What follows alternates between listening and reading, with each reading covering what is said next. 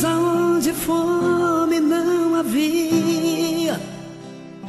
Hoje, dia de doações, o Projeto Brasil Esperança está recebendo a Eliana. A Eliana que veio de onde, Eliana? Belém do Pará.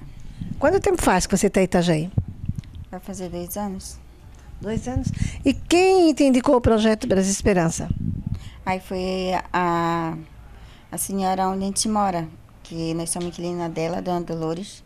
É uma pessoa maravilhosa também, que o que ela pode ajudar a gente, ela ajuda, é muito legal. Conheço, Dolores, ajuda bastante nós aqui. E a gente vai liberar para ela um roupeiro.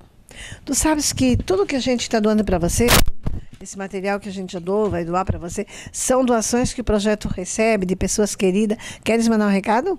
Sim, eu agradeço todas essas pessoas que doam e que peço que continue doando, porque é muito difícil a gente vir do lugar da gente para cá, né, sem nada, só com a roupa do corpo.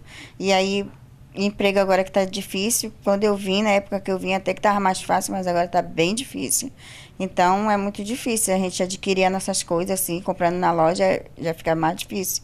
E como tem esse projeto aqui, eu agradeço muito essas pessoas e a vocês também, em receber a gente e poder fazer a gente ganhar essas coisas.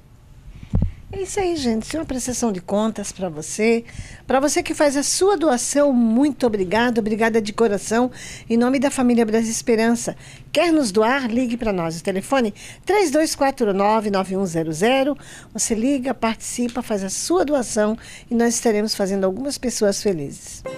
Onde criança na calçada não dormia, nem pedia esmola,